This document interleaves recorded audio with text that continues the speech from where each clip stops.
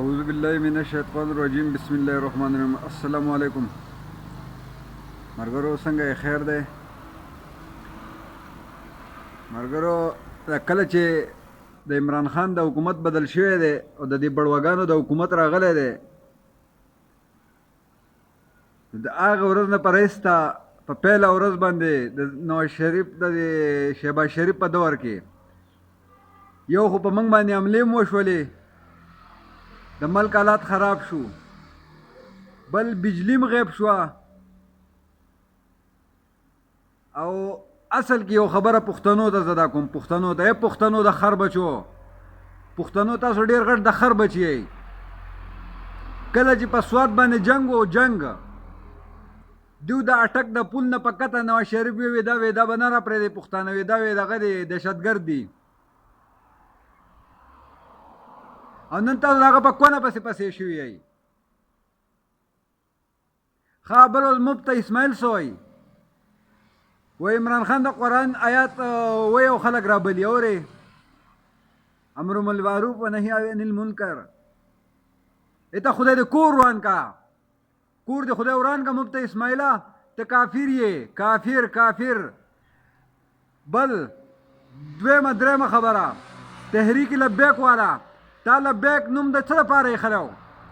تحریک لبیک والا تو یما، تحریک لبیک والا میں آپ سے پوچھتا ہوں، آپ نے لبیک کا نام کس لیے رکھا؟ آپ کی لبیک کا نام کا مطلب کیا تھا؟ کیا تھا بتائیے. لبیک کا معنی تو ہے لبیک حاضر ہوں، لیکن آپ کس کو کہہ رہے تھے کہ میں حاضر ہوں؟ آپ دجال کو بول رہے تھے منافق. سعد رضوی تم منافق ہو، منافق.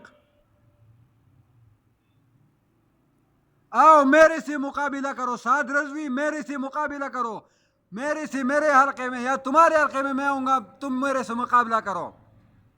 تم کتنے اونٹ مجھ سے لیتے ہو؟ اور دوسرے جو یہ لوٹے جو ہے نا، یہ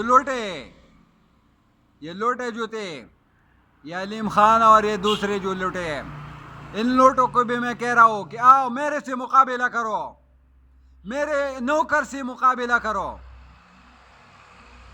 اگر ایک بھی اونٹ لیا تو نے تو میرا نام بدل دینا، میرا سینہ چیر دینا. کتے کے بچے ہیں، کتے کے بچے. ہمارا عدالتی نظام مکمل بوگس ہے، عدالتی نظام مکمل بوگس ہے. اور تحریک لبیک والا سعد رضوی میں آپ کو بول رہا ہوں، آپ کو بول رہا ہوں. سعد رضوی آپ نے دجال کو پکارا تھا، ابھی ہمیں یقین آیا کہ منافق تو تم ہو. امریکہ کی غلاموں، اے امریکہ کی غلاموں، تم تو امریکہ کے لیے اپنی ماں کو بھی بیچ دیتے ہو.